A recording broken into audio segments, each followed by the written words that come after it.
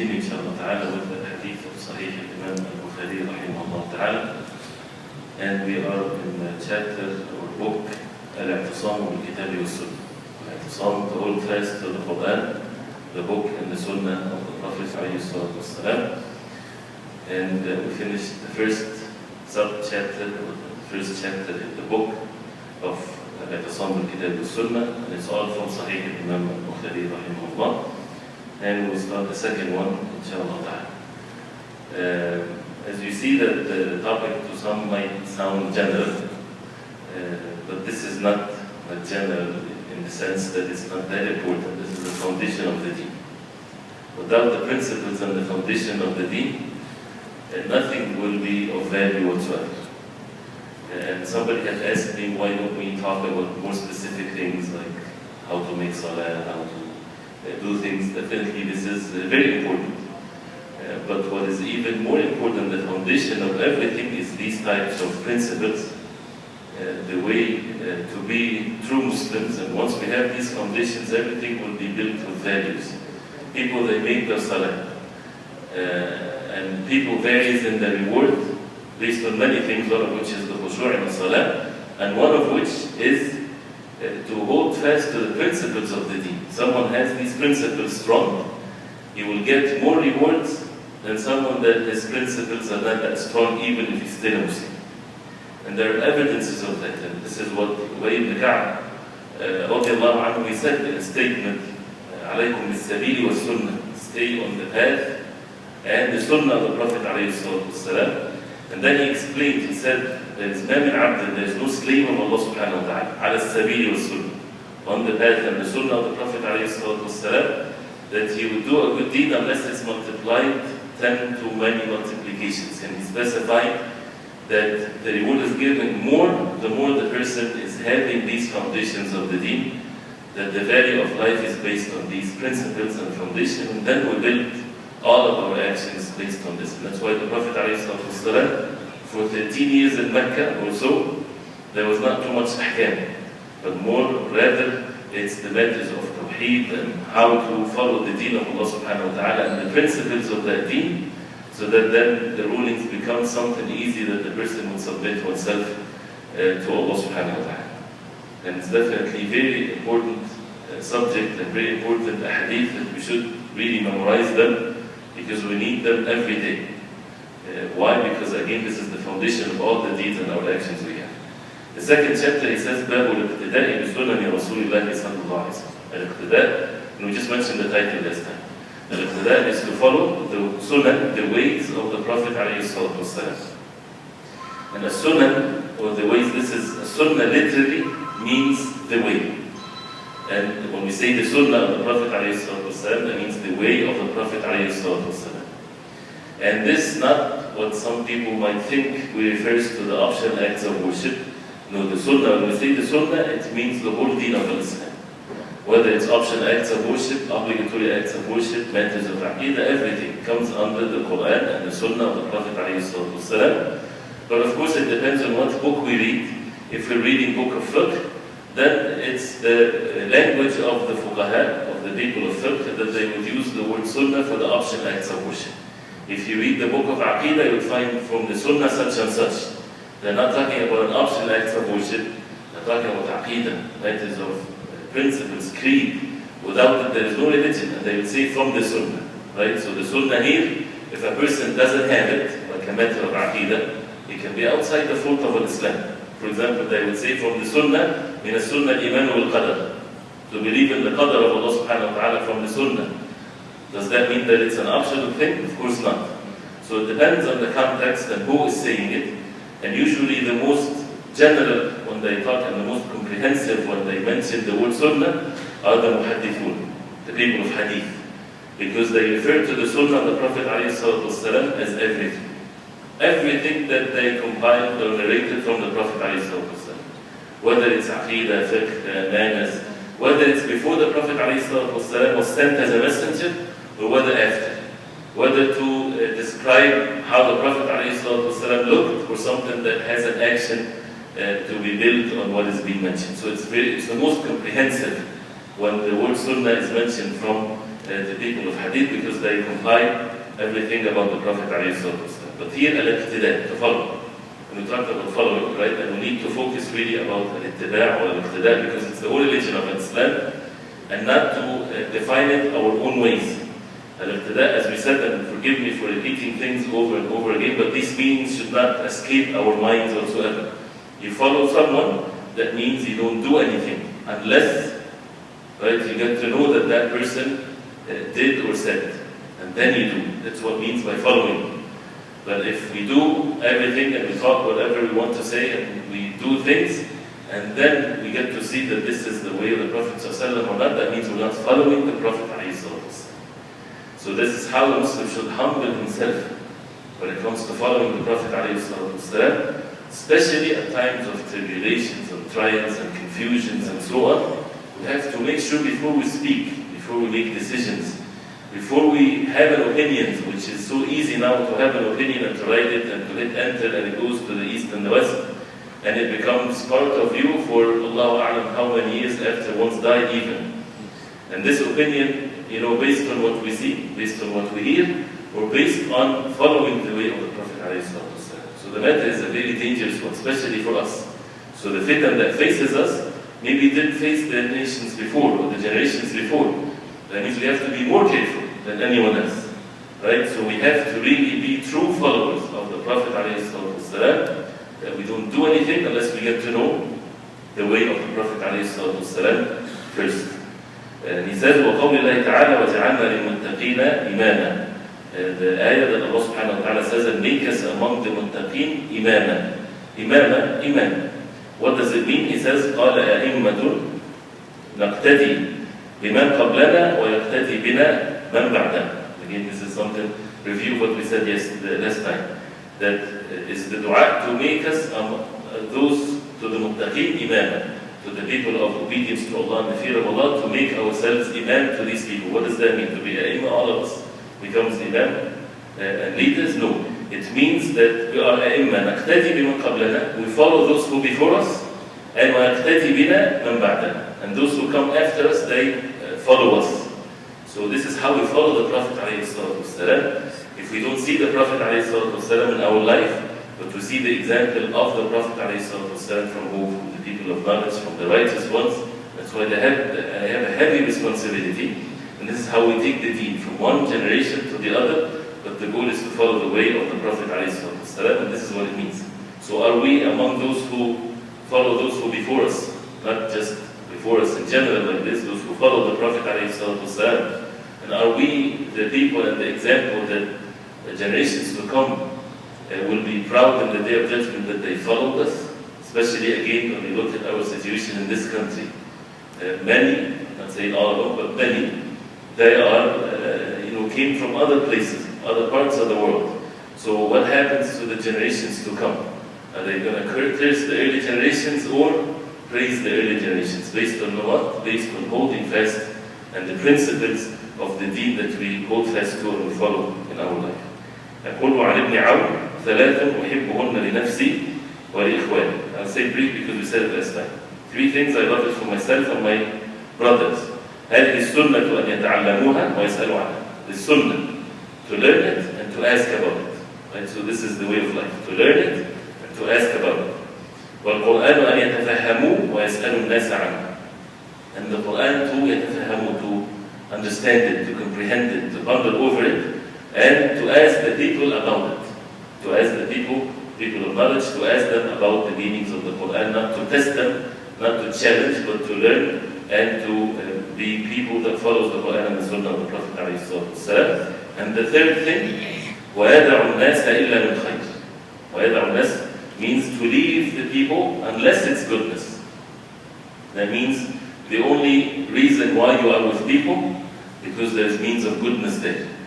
If you're going to be with people and there's evil going to happen, then you stay away from them. People get together to commit sins, to disobey Allah subhanahu wa ta'ala. Then we stay away from these types of gatherings. We only get together for the obedience of Allah. This is also a way of life. So to check where are we going and who are we meeting and who are our friends and those who we associate with and those who sit with them and so on. 3 things he said that I like it for myself and I love from my brothers to have, and this is definitely very comprehensive and pure nasiha. I ask Allah subhanahu wa ta'ala to make us among those. Then, the first hadith, this is what we did mention before. There are many hadith in the chapter, so we won't stay or spend much time on the chain of narrations.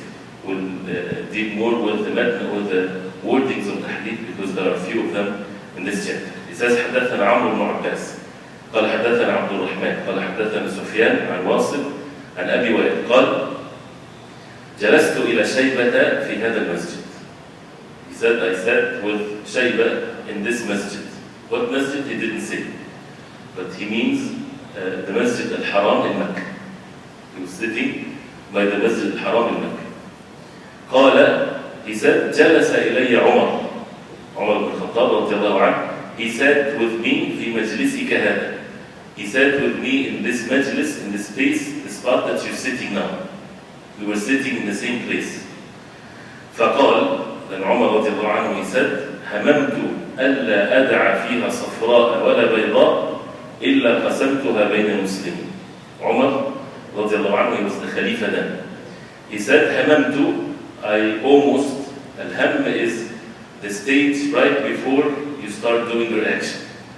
When you have intention, or when you have, you're thinking about a matter, and then al-ham is, okay, let me do it. And then after al-ham is al-azm, is when you make a decision. You didn't do it yet. Making a decision, then you are responsible. Even if you didn't do it, then a person will be rewarded. Or if it's a decision to make a sin, he has to repent to Allah subhanahu wa ta'ala if he didn't do it. Al-ham is an earlier stage before making a decision. You're almost there, but you didn't decide yet. Right? So he said, هممت. Umar said, I wanted to ألا أدع فيها صفراء ولا بيضاء, that I don't leave in it, meaning in the Kaaba, yellow or white. It refers to any gold or silver or any adornment or anything. إلا قسمتها بين المسلمين, unless I would distribute it among the Muslims. Right? Whether it's the kiswa of the covering of the Kaaba or anything that is part of the Kaaba that has means of adornment or something like this, he said, I would want to distribute it among the Muslims. قلت ما أنت بفاعل. I said to him, you're not going to do that. So he said, لما? He said, why? قلت لم يفعله صاحباك. He said, your two companions before, they didn't do that.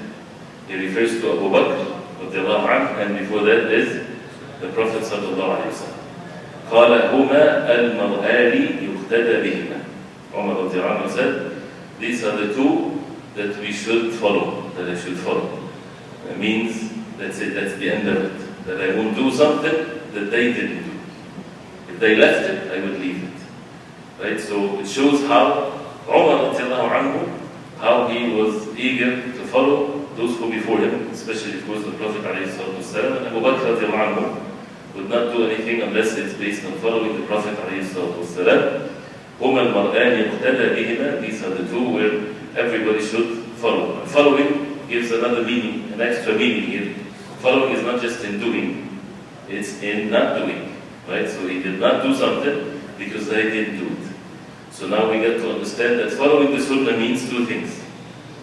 We do what the Prophet ﷺ did. Of course, this is in matters of deen, of course, as we know. And this is not enough, this is half of it. And we leave what the Prophet ﷺ left in matters of the Sunnah. Right? Then he says, حدثنا علي بن عبد الله قال حدثنا سفيان قال سألت الأعمش فقال عن زيد بن وهب سمعت حذيفة يقول, حذيفة رضي الله عنه said, حدثنا رسول الله صلى الله عليه وسلم, the Prophet صلى الله عليه وسلم informed us, told us, أن الأمانة نزلت من السماء في جذر قلوب الرجال ونزل القرآن فقرأوا القرآن وعلموا من السنة. And this hadith is more into it, and it was mentioned in other chapter of Sahih Bukhari. He just mentioned a portion of it, which means أن الأمانة. الأمانة, what's الأمانة? Trust. That's what amana means. For a person to be trustworthy, basically. نزلت came from as-sama, from the heavens, في جذر قلوب الرجال, in the core of the hearts of men. That means this is present in every single human being, right? They have this, they know what being trustworthy means. Any human being, they love and they appreciate so much when somebody is very trustworthy with them. It's a well-known, common principle to all human beings. You don't have to teach a grown-up that if he deals with you with anything, that he expects from you to be trustworthy, otherwise he won't like you, if you betray him and so on. So this is something, who's the one that brought this in the hearts of people? Is Allah subhanahu wa ta'ala. The hadith later says that it's people sometime or a time will come when they wake up in the morning, there's no amana in their hearts anymore. It will be taken away from them as a sign of fitan and things of that nature. So he says that amana nazalat came from the heavens in the core of the hearts of men. Then, is that enough for people to be guided and to be righteous? No. But they have the principles, they have the foundation of guidance. وَنَزَلَ الْقُرْآنِ فَقَرَأُوا الْقُرْآنِ. Then the Quran came down and they recited the Quran. وَعَلِمُوا مِنَ السُنَّةِ, and they get to know from the Sunnah. So then the amana, or the trust that was in their hearts, right, becomes valid then, because they get to know the Quran, they get to know the Sunnah of the Prophet ﷺ. So it becomes perfect and complete, and this is the foundation of means of goodness. And that's why you would never find someone that is totally corrupted without having the core of means of goodness for him to be guided. Even the worst person on the face of earth, he has some means of goodness in him that is ground for guidance. Otherwise, Allah subhanahu wa ta'ala, when He created all of the human being, unless they are insane or anything of that nature, they have the grounds to understand what guidance means because they have this in their hearts. So this is with regards to the alim al-Quran. They recited the Quran and they get to know the Sunnah, how that is important. And it's not enough for people to be kind and trustworthy and so on. It will not benefit them, only benefit them in this life. But to be fulfilling the purpose of our life and to be benefited in the hereafter, they have to follow the Quran and the Sunnah of the Prophet ﷺ, and how the Prophet ﷺ mentioned both and not just one. The next hadith يقول حدثنا آدم بن أبي إياس قال حدثنا شعبة قال أخبرنا عمرو بن مرة قال سمعت مرة الهمداني يقول قال عبد الله إن أحسن الحديث كتاب الله. عبد الله بن مسعود رضي الله عنه said إن أحسن الحديث كتاب الله. The best hadith, the best speech, hadith is speech, is كتاب الله, the book of Allah, because that's the speech of Allah subhanahu wa ta'ala. وأحسن الهدي هدي محمد صلى الله عليه وسلم. And the best guidance is the guidance of Prophet Muhammad صلى الله عليه وسلم. وشر الأمور محدثاتها, شر, the most evil of matters, محدثاتها, the newly invented matters. And muhdath is the new thing. So the worst of the matters are the new things. What is the new things? It means microphone and fans and so on. These are new things. No, of course it refers to matters of deen. When people introduce things in the deen that is not part of the deen, then this is the worst of the matters. Worse than sins, worse than major sins. And that's what Sufyan al-Thawri, rahimahullah, he said that al-bid'ah ahabbu ila iblis min al-ma'siyah. Al-bid'ah, innovation in the deen, is more beloved to iblis, to shaitan, than the ma'siyah, than the sin. Why it's more beloved to the shaitan? Because a person committing a sin, he feels bad. He has uncomfortable feeling. He knows that he's doing a sin. So he wants to repent. And once he repents, all the work of shaitan is ruined. But the person in bid'ah, innovations in the deen, he thinks that he's doing a good thing. So he's more further away from repentance. Because this is the most difficult thing to repent from. Why would he repent from something that he thinks that he is seeking rewards from Allah by doing it? Right? Bid'ah is not like a person drinking wine and so on. No, he's worshipping Allah. He's even making sometimes more effort and more struggle and so on, but it's not the way of the Prophet ﷺ. So that's more beloved to Iblis. And Iblis doesn't care whether a person is innovating in the deen matters of righteousness or sin, anything away from the Salat al-Mustaqim, that's the way of shaitan. So we need again to change our perception of things. Following the shaitan, it is not just for those who are drinking wine and abandoning the salat. This is definitely following the shaitan. But there's also even worse, when people would look righteous, would act like those who are righteous, will have the best manners, but they are followers of shaitan more than anyone else if they are doing all of these deeds, not following the Prophet ﷺ. innovating, introducing things in the deen that it's not the way of Muhammad sallallahu alaihi wasallam. Right? So this is definitely a very serious matter, so that the criteria is the way of the Prophet عليه الصلاة والسلام. يقول وإنما توعدون لآتٍ وما أنتم بمعجزين. That what you have been promised is coming. وإنما توعدون, what you have been promised, meaning in the Quran and in the Sunnah of the Prophet عليه الصلاة والسلام, لآتٍ, definitely will come. وما أنتم بمعجزين, and you won't be overpowering this. You can never change the promise of Allah. You can never run away. If Allah subhanahu wa ta'ala promised the believers Jannah and promised the disbelievers the hellfire, nobody can run away from the promise of Allah subhanahu wa ta'ala. Nobody will come on the day of judgment and quit. Or quit now, right? Or die and be somewhere else in another malakut, other dominion of other than Allah subhanahu wa ta'ala. Where can a human being go? Everything is owned by Allah subhanahu wa ta'ala. So the promise of Allah subhanahu wa ta'ala is the truth. That means we should have certainty in it and follow the promise of Allah. And this is of course a part of what the Prophet ﷺ used to say in the khutbah, in Jumu'ah and other khutbah, which is khutbah al-Haja, and Abdullah ibn Mas'ud was saying that in the context of a khutbah. That is repeated all the time in the beginning, in the introduction, to make sure that these are the principles of the deen. يقول حدثنا مسدد قال حدثنا سفيان قال حدثنا زهري عن عبيد الله عن أبي هريرة وزيد بن خالد قال كنا عند النبي صلى الله عليه وسلم فقال لأقضين بينكما بكتاب الله. He said we were with the Prophet صلى الله عليه وسلم, and he said, the Prophet عليه الصلاة والسلام, لأقضين بينكما. لأقضين قضاء, meaning judgment. I will judge between you بكتاب الله, by the book of Allah.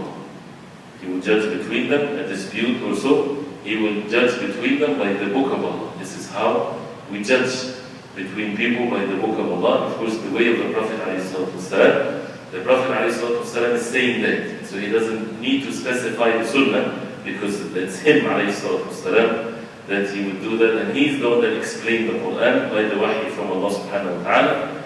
And Allah subhanahu wa ta'ala mentioned that in many verses in the Quran. فَلَا رَبِّكَ لَا يُؤْمِنُونَ حَتَّى يُحَكِّمُوكَ فِيمَا شَجَرَ بَيْنَهُم. By your Lord, they would never believe till they make you, O Muhammad sallallahu alaihi wasallam, yuhakkimuk, make you a judge to rule in their disputes between them. And they would never find any unease in their hearts, and they would submit themselves totally to your rule and judgment and so on.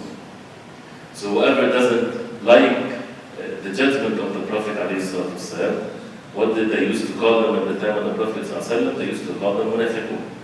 This is the real hypocrisy. يقول حدثنا محمد بن سنان قال حدثنا فليح قال حدثنا هلال بن علي عن عطاء بن يسار عن أبي هريرة رضي الله عنه أن رسول الله صلى الله عليه وسلم قال, Prophet صلى الله عليه وسلم said, كل أمتي يدخلون الجنة إلا من أبى. All of my ummah, كل أمتي, all of my ummah will enter Jannah, يدخلون الجنة إلا من أبى, except those who refuse. أبى means refuse. قال يا رسول الله ومن يأبى. He said, the Messenger of Allah, who would refuse to enter Jannah? He said, قال من أطاعني دخل الجنة ومن عصاني فقد أبى. Whoever obeys me, دخل الجنة, he will enter Jannah. Whoever disobeys me, he did not say he will enter the hellfire. He said he had refused. He had refused to enter the Jannah. The Jannah, who owns the Jannah? Allah subhanahu wa ta'ala. And he clearly revealed to the Prophet ﷺ that if you want to enter Jannah, there is only one way to Jannah. The way of Muhammad sallallahu alaihi wasallam. He's the first one to enter Jannah.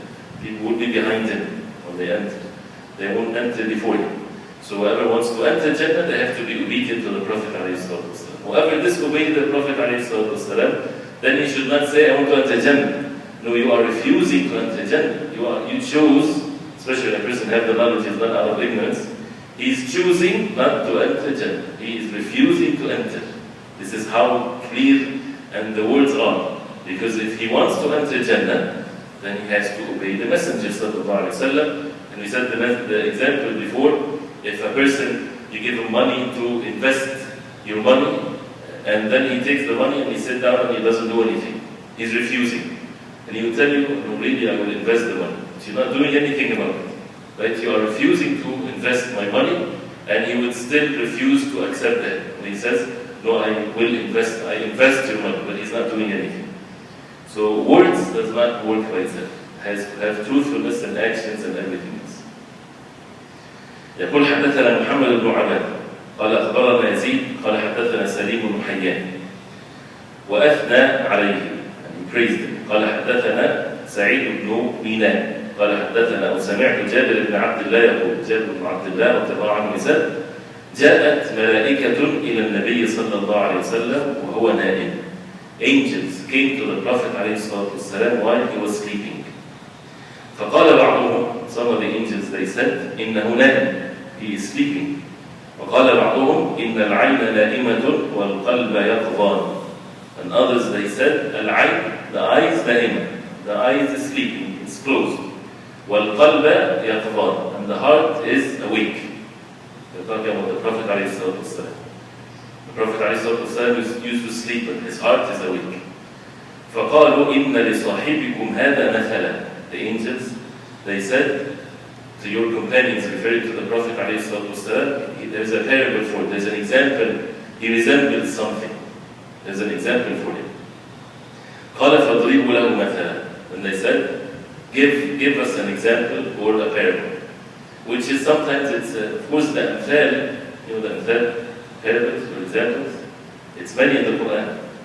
And it's important when you're teaching someone is to give amthal, to give mathal, to make the matter so clear. As Allah subhanahu wa ta'ala says, وَتِلْكَ الْأَمْثَالُ نَضْرِبُهَا لِلنَّاسِ لَعَلَّهُمْ يَتَفَكَّرُونَ. These are the parables or the liking of things that we make it in the Quran for people to think and to ponder. Right? So when, especially when the subject is not a physical subject, you give an example that is so physical, everybody will agree to it, then it's the same ruling applies, then the case is over. When the matter is so clear, the evidence has no doubt whatsoever. Right? Like the example that Allah subhanahu wa ta'ala says in the Quran, رجلا ضرب الله مثلا رجلا عبدا مملوكا لا يقدر على شيء ورزقناه منا رزقا حسنا وكانوا على أولاد. The other one له شركاء متشاكسون أو رجلا سلما لرجل ليستوين مثلا. A man that he is owned by disputable owners. He's a slave and he has more than one owner, and they're all in dispute with one another. Right? If one ordered him to go right, the other would order him to go left.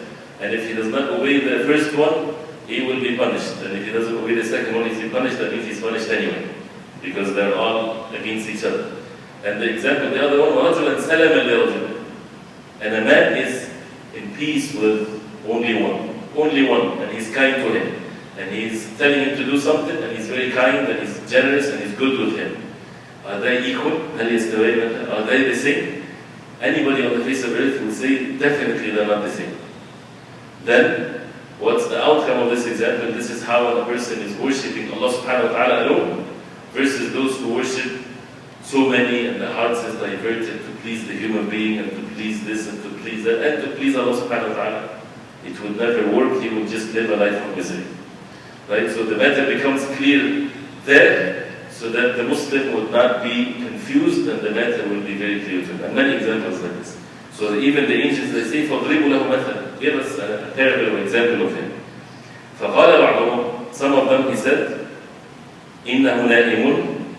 وَقَالَ بَعْضُهُمْ إِنَّ الْعَيْنَ نَائِمَةٌ وَالْقَلْبَ يَقْظَانٌ. They said again, some said he's sleeping, some said that the eyes is sleeping and the heart is awake. فَقَالُ. Then they said, مَثَلُهُ كَمَثَلِ رَجُلٍ بَنَى دَارًا. His example is like a man, he built a dar or a house. وَجَعَلَ فِيهَا مَأْدُبَةً. And he made in this house مَأْدُبَة. مَأْدُبة is food, right? Where it's put on the table and people are invited to eat. وَبَعَثَ دَاعِيًا. And he sent a caller. فَمَنْ أَجَابَ الدَّاعِي دَخَلَ الدَّارَ وَأَكَلَ مِنَ الْمَأْدُبَةِ. He sent a caller for people to come and eat from the food. Whoever أجاب الداعي, whoever responded to the caller and entered the dar, entered the house, and he would eat from the food. وَمَنْ لَمْ يُجِبِ الدَّاعِي. Whoever did not respond to the caller, لَمْ يَدْخُلِ الدَّار. He would not enter the dar, the house. وَلَمْ يَأْكُلْ مِنَ الْمَأْدُبَةِ. And he did not eat from the food. فَقَالُوا. So they said, أَوِّلُوهَا لَهُ يَفْقَهَّا. أَوِّلُوهَا means explain it to him so that he will comprehend it. It's like you see a dream. This is like a dream. It needs explanation. It has some signs, right? So what do you mean by the example? How can he understand this example in the right way? فقال بعضهم إنه نائم. Someone said he is sleeping. وقال بعضهم إن العين نائمة والقلب يقظان. Another said he is asleep but his heart is awake. فقالوا, right? فالدار الجنة. The door of the house is Jannah. والداعي محمد صلى الله عليه وسلم. And the caller is Muhammad صلى الله عليه وسلم. فمن أطاع محمدا صلى الله عليه وسلم فقد أطاع الله. Whoever obeys Muhammad صلى الله عليه وسلم, he indeed obeyed Allah subhanahu wa ta'ala. Right? The owner of the door, the owner of Jannah. And he sent the caller. If people did not obey the caller, they are not obeying the owner of the door or the house. ومن عصى محمدا صلى الله عليه وسلم فقد عصى الله. Whoever disobeys Muhammad صلى الله عليه وسلم has indeed disobeyed Allah subhanahu wa ta'ala. And then they said, وَمُحَمَّدٌ فَرْقٌ بَيْنَ النَّاسِ. Very strong statement. وَمُحَمَّدٌ صلى الله عليه وسلم فرق. What's فرق? Comes from it the word furqan. What's furqan means? Criteria. What's criteria means? Something that splits, separates between two things. The Prophet ﷺ did not come to bring people together. Right? He came to split the people. Is that a good thing or a bad thing? Definitely it's a great thing. Why? Because he came to split between the truth and falsehood. The Prophet ﷺ, as it's mentioned in Sahih Muslim, that Allah subhanahu wa ta'ala said to the Prophet ﷺ, said, إِنَّمَا بَعَثْتُكَ لِأَبْتَلِيكَ وَأَبْتَلِي بِكَ. I sent you to test you and to test people with you. So people are tested by the Prophet ﷺ. Whoever obeys him, he is successful. He is from among the people of Jannah. Whoever disobeys him, he is from the people of falsehood, and he is from the people of the hellfire. So the Prophet ﷺ did not come to the people of Quraysh, tell them, we need to be all together, and humanity needs to be on one heart. Whatever you're doing, whatever you believe, whatever you live your life, it's okay, as long as we just live together and eat together and smile to each other. No, the Prophet ﷺ called them to be believers. Worship Allah subhanahu wa ta'ala alone. And this is once he called people like this, some people would listen, some people would not listen, and as a result of that, he is farqun bayna an-nas. He's a criteria among the people. And this is how the goal is then to follow him, alayhi salatu wassalam, to be among the successful ones, and not necessarily to please others. يقول تابعه قتيبة عن ليث عن خالد عن سعيد بن أبي هلال عن جابر خرج علينا النبي صلى الله عليه وسلم. Mention another chain of relation to the same hadith. So clearly see how the parallel is very obvious, very simple, right? So whoever understands this, that means the action has to be accordingly, otherwise we're contradicting ourselves. يقول حدثنا أبو نعيم قال حدثنا سفيان عن الأعمش عن إبراهيم عن همام عن حذيفة قال أن الأعمش and Ibrahim, many times are together. These are the two ones. Remember when we said the story about Al-A'mash, he had one, his eyes, he could not see good. He has A'mash in his eyes, that means he's not able to see, almost legally blind, as they say, right? Just sees very, and Ibrahim Nafi also, he had one bad eye, right? So when they were together, and they go to the masjid, and the student, which is Ibrahim Nafi, said to his Sheikh A'mash, he told them, let's go from, the Sheikh said to the student, he said, let's go from another route, because there are young people on that one route. If they see us, they will say, one-eyed man is guiding an almost blind man. So they would make fun of us, and would fall into backbiting. So the student said, this is great. If we do that, if we pass by them, we'll get rewards and they get sins. This is how the calculations of this is a good deed, because they will be giving us from their good deeds. So then the Sheikh told him, Subhanallah, isn't it better that we naslam wa hum yaslamun? Isn't it better that we are safe and they are safe? Better than we gain and they lose? See the level of concern to others? He cared about them. He did not want them to fall into backbiting him, right? So that they are safe from the sin. which means that we should have that level of concern. We should not say, I don't care. No, we should care, not for ourselves, but for others also, so that they don't fall into sins. That's why we should protect our honor and dignity. One of the reasons for it is that people don't fall into sins. When they see us, they start saying things about us and so on. So these are the two narrators from the narrators of the hadith. This is an athar. He says, عن حذيفة بن اليمان رضي الله عنه, the one that the Prophet ﷺ kept his secrets with him, right? And the one that the hypocrites and so on. And Hudayfa radiallahu anhu, he used to ask the Prophet ﷺ about evil things. And he said that in the hadith, كان الناس يسألون رسول الله صلى الله عليه وسلم عن الخير. People used to ask the Prophet ﷺ about good things. وكنت أسأله عن الشر مخافة أن يدركني. And he used to ask him about the evil so that they don't fall in it, right? So many of the hadith of fitan is narrated by Hudayfa radiallahu anhu. So Hudayfa radiallahu anhu, he said, يا معشر القراء. Oh, معشر means, I don't know what's an English word for it, when you're calling a group of people, right? Oh, group of al-qurra, qurra reciters, right? But it's not reciters of the Quran. And this is another thing for us to understand when we hear the word al-qurra. When it's mentioned among the Sahaba radiallahu anhum, the early generations of Islam, they mean the people of knowledge at the time. So it's not just reciters of Quran, or those who memorize the Quran, who know these are the knowledge, these are the ulama. They would call them the Qurra.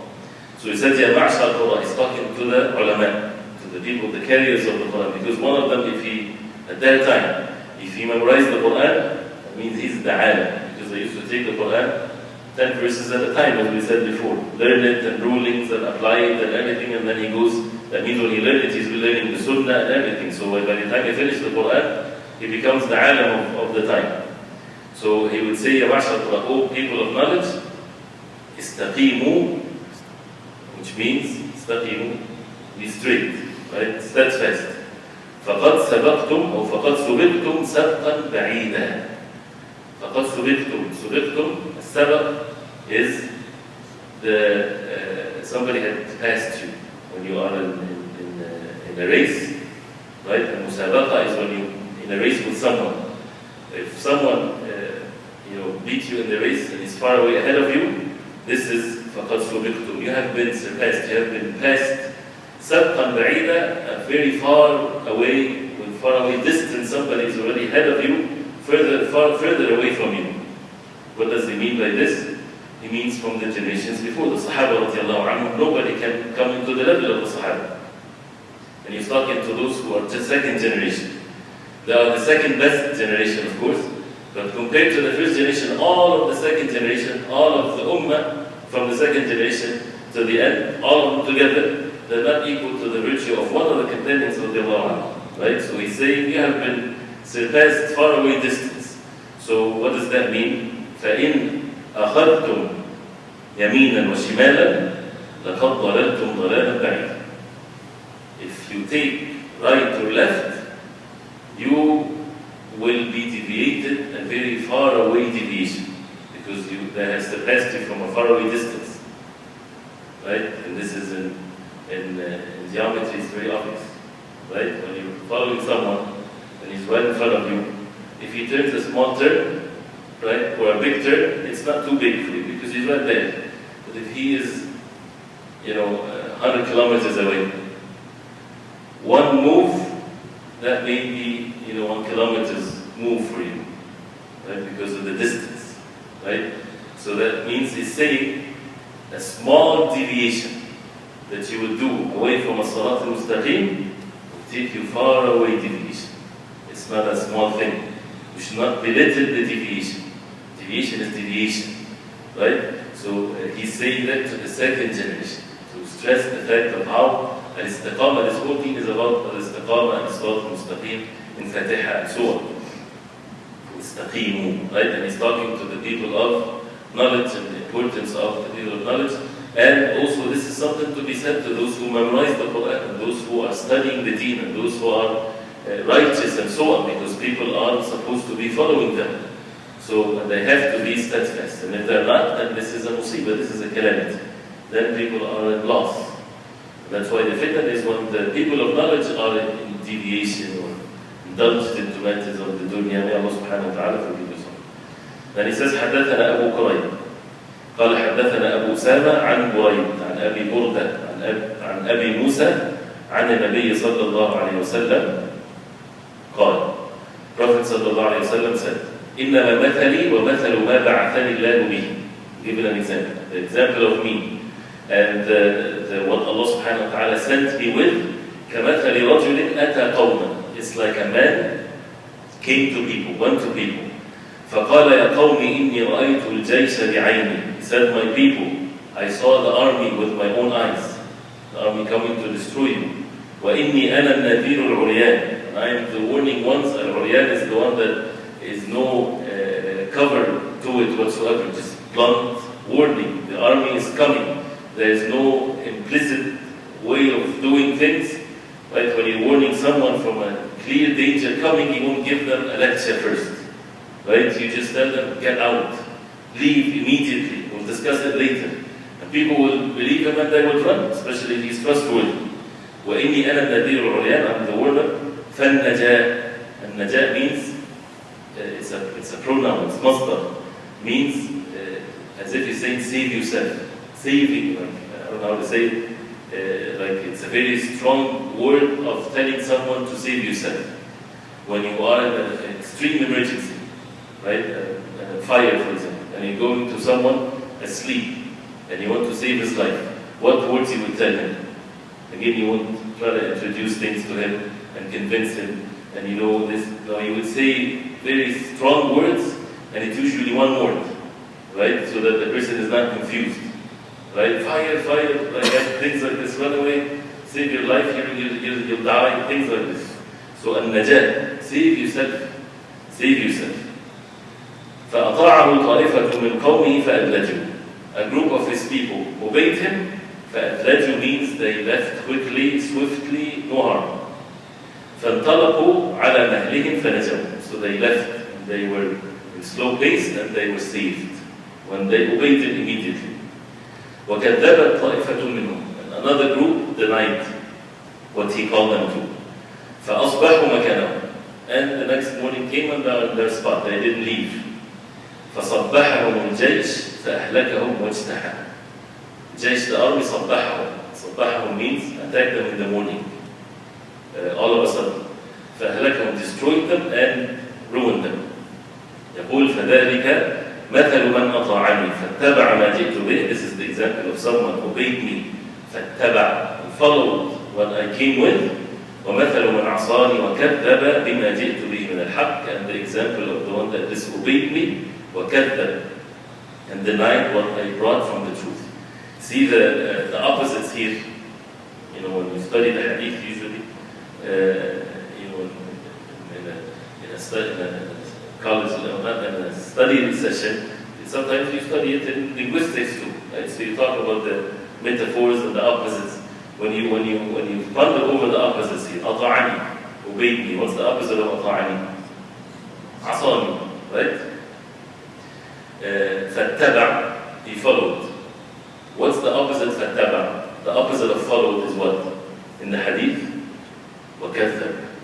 كذب from denied. See the opposites here? That means if a person doesn't follow, he is denying. Right? We're not saying that if a person does not follow in a particular thing, he's denying. But this is how the matter is. Right? Either the person follow or he is denying what the Prophet ﷺ sent us. يقول حدثنا قتيبة بن سعيد قال حدثنا ليث عن عقيل. إن شاء الله there is 4 more hadiths to the sentence finished. يقول حدثنا ليث عن عقيل عن الزهري أخبرني عبيد الله بن عبد الله بن عتبة عن أبي هريرة رضي الله عنه قال لما توفي رسول الله صلى الله عليه وسلم, when the Prophet عليه الصلاة والسلام died, واستخلف أبو بكر بعده, and Abu Bakr رضي الله عنه استخلف, became the Khalifa after him. وكفر من كفر من العرب, and some of the Arab became relegated, they became disbelievers. قال عمر لأبي بكر, Umar رضي الله عنه said to Abu Bakr, كيف تقاتل الناس وقد قال رسول الله صلى الله عليه وسلم. How would you fight? Abu Bakr decided to go fight them. So Umar was arguing or saying his opinion to Abu Bakr, the Khalifa, how would you fight people when the Prophet ﷺ said, أُمِرْتُ أَنْ أُقَاتِلَ النَّاسَ حَتَّى يَقُولُوا لَا إِلَهَ إِلَّا اللَّهِ. I was ordered to fight the people till they say لا إله إلا الله. فمن قال لا إله إلا الله, whoever says لا إله إلا الله, عصم مني ماله ونفسه. He protected himself and his wealth إلا بحقه, except by the rights of Allah subhanahu wa ta'ala, like if you steal from someone and so on. وحسابه على الله, his account and reckoning is by Allah subhanahu wa ta'ala. That means they were saying La ilaha illallah. And the hadith says they disbelieved. Why? Because they stopped giving the zakah. They said the zakah was only at the time of the Prophet ﷺ. Now the Prophet ﷺ died, we're not going to give zakah. It's a pillar of Islam. Whoever denies a pillar of Islam, right, he's a disbeliever. So Abu Bakr radiallahu anhu, he said, فقال والله لأقاتلن من فرق بين الصلاة والزكاة. He said, Wallahi, I would fight those who differentiate between as-salah and az-zakah. فإن الزكاة حق المال. The zakah is the right of the wealth. It's the right of the poor. Zakah has a specific criteria to be given to the poor. Right? It's like basically when someone is deprived from his right. Should we just say to that person that deprived you from your right, please be nice, this and this is right? Somebody will not give you a paycheck. You worked hard and they told you there's nothing, you have nothing. You go sue that person, or sue this company, because it's your right. Zakah, which is a very small portion of one's wealth, if he has wealth, it's not for everybody, it's not everybody. This is the right of the poor. That's why, as it was mentioned before, it is not your money that you're giving to the poor and you're doing a favor to the poor. No, this is the right of the poor. This is not your money. This portion of zakah has nothing to do with you. This is the right of others. That means, some people, they want to give clothing instead of money. Well, then accept clothing instead of your paycheck, right? Then they can give you clothing instead. Would you accept that? Of course not, right? Give me the money, I know how to deal with it. It's your money, you deserve it. So zakah is to give money to the poor, right? Not that we know better what's for the poor. Some people think, oh, he's very poor. If I give him some money, he will just spend it the whole one day. Then spend it the whole day. He knows best, unless he's insane, it's something else. But why do you think that you know better than him? I'm not saying this is arrogance, but this can be sign of something not good in the heart, right? So we have to pay attention to this. Zakah is to be given to the poor. This is the right of the poor. So يقول والله لو منعوني عقالا كانوا يؤدونه إلى رسول الله لقاتلتهم على ذلك.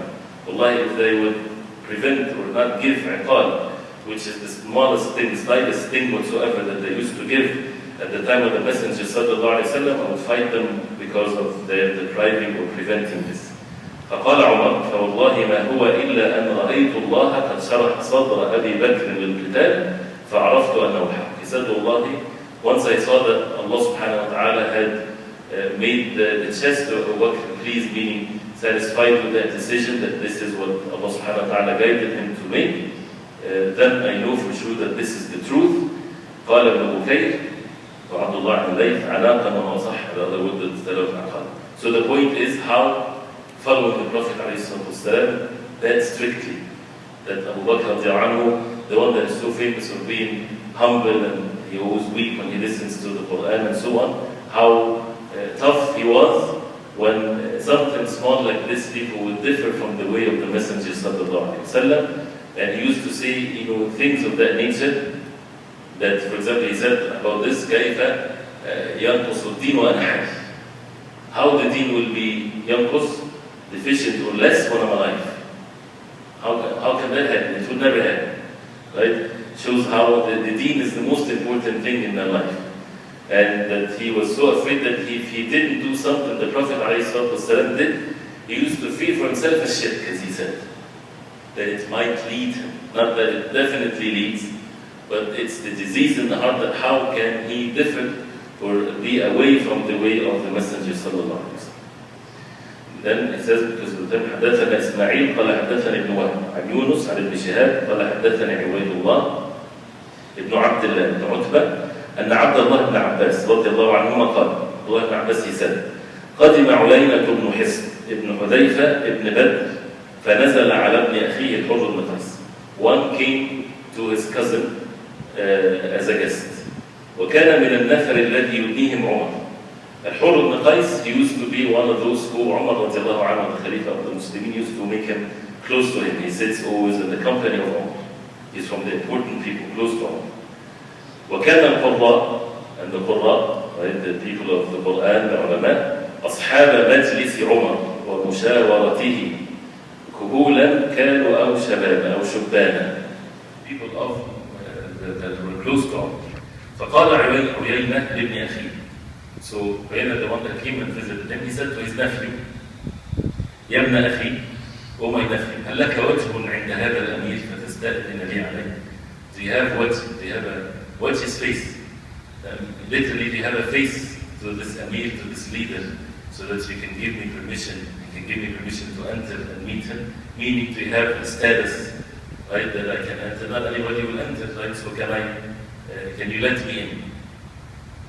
قال سأستأذن لك عليه. He said, I will give you or get the permission for you to enter. Of course, they used to, Umar رضي الله عنه, they used to allow people enter. But if it's left open, then they would never be able to do anything. Right? That's why, even in some of the hadith, where some hadith, like a man would come to the Prophet ﷺ and he would enter and he would talk to the Prophet ﷺ. In some other hadith, he would find somebody and he would ask if he can enter. Right? Because someone in that type of a position, if his door is open at all times, then he would never be able to run the affairs of the people. Right? Because every personal issue will come. But they would assign a time, or they would go to the people themselves. They would assign a time when people can come and ask them and so on, so that they'll be able to run the affairs of the people. So, anyway, so he asked for permission for him to enter. قال ابن عباس فاستأذن لعيينة. He took permission for عيينة to enter. فلما دخل قال when he entered, he said, right away, يا ابن الخطاب, هو the son of al-Khattab, talking to the المؤمنين, the Khalifa. والله ما تعطينا الجزء وما تحكم بيننا بالعدل. He said, والله, you are not giving us generously, and you're not judging among us with adl and justice. Seeing that Umar radiallahu anhu, that he was named al-Faruq, right? The one that is the criteria between the truth and falsehood. He was so just radiallahu anhu. So the man is basically just, some people, they love doing these things. You know, if it's a person of position, they just want to put him down. Whether it's right or wrong. فغضب عمر رضي الله عنه got angry حتى هم بأن يقع به, till he was about to, do something about to this man. فقال الحر, his nephew, he said, يا أمير المؤمنين, who leader of the faithful, إن الله تعالى قال لنبيه صلى الله عليه وسلم, the Prophet, Allah subhanahu wa ta'ala said to his Prophet صلى الله عليه وسلم, خذ العفو وأمر بالعرف وأعرض عن الجاهل. خذ العفو, which means take al-afw. Al-afw is the extra. And this is also another way of life in dealing with others. Means take what is extra from people. Don't be after your right in every single thing, in every single relationship, and every single word from someone. Just take whatever they give you of goodness. And if they don't give it to you, okay, just let it pass. Right? Some people say, why didn't he look at me like this? Why didn't he give me salam? Why did he turn this way? Things like this. Even your own, the closest ones to you, even if it's your wife or your son or whatever. خذ العفو. This is what Allah subhanahu wa ta'ala is saying. If they are kind to you, take it. MashaAllah is good. What if they don't feel good today and they're not kind to you? Let it go. Don't be there. Why you're acting like this? Why this? This is against good manners. خذ العفو وأمر بالعرف. In order to do what is good and what is known to the people to be good, as long as it's according to the deen. وأعرض عن الجاهلين, and turn away from the ignorant ones. Not fight with the ignorant ones, turn away from them. They're ignorant, right? And when a person is ignorant, that means if you try to convince him because he's saying ignorant things, you might not reach anything. That's why Imam Shafi'i rahimahullah, he said that if I argue or I talk with a alim, a scholar, or person of knowledge, I would beat him in the argument. I will establish the evidence in a debate. But if I argue with an ignorant person, he will beat me. Because the ignorant one has no principles. You say one thing, he'll tell you something totally different. They're not standing on the same ground, right? So there's no point of arguing. But just be nice, and if a person is acting ignorantly, turn away. This is a way of life. A person acted ignorantly against you in the streets. Turn away. Smile and wave and go. That's it. I mean, there's no benefit. People, for example, road rage and things like this. You made a mistake or you didn't, and somebody did something to you. Said a bad word or a gesture or something like that. Turn away. This is the deen tells you what is the benefit that you would revenge, right? And act. What is the benefit of this? Nothing. It might even bring even worse. But if you turn away, actually, it has a great effect. There's a great da'wah actually when they see a person who do this. This is strange. How would a person do that? This is part of our deen. Again, because there's no benefit. I'm not saying that you undermine your rights. No, if you have a right, take your right, but it's better to forgive and so on.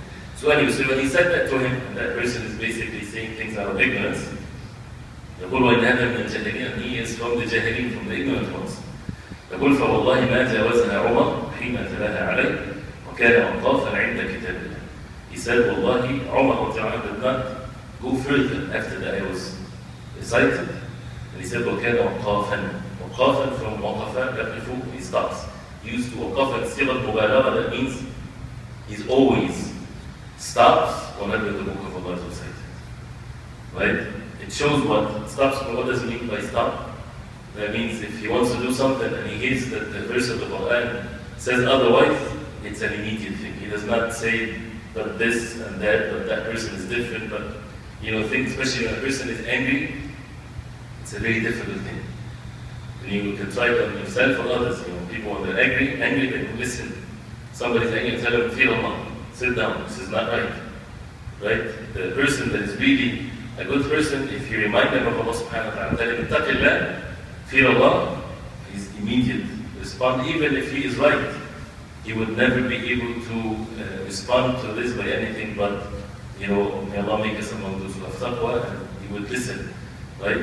But someone act ignorantly, this is different. So Umar radiallahu anhu, whenever he would hear the rest of the Quran, he would stop immediately, and he would not go further when he has the means to fulfill whatever he wants. He's the Amir al-Mu'mineen, right? And this is not like anybody is weak and oppressed, and he's forced to be quiet anyway.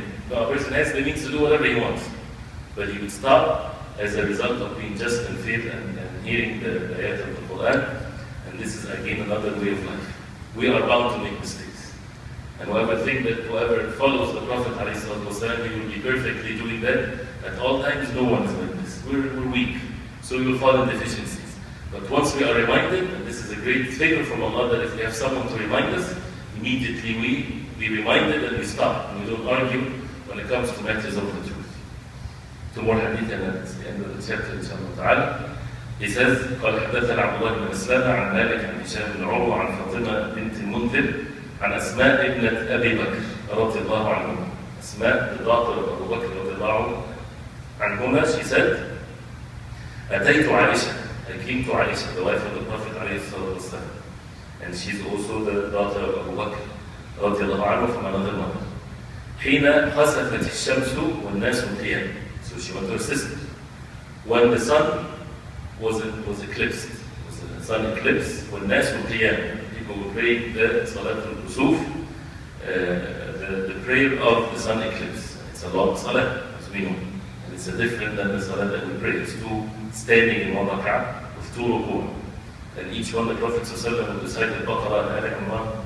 It's a long one till the eclipse goes away. وهي قائمة تصلي. And Aisha رضي الله عنها, she was standing in the salah, making salah.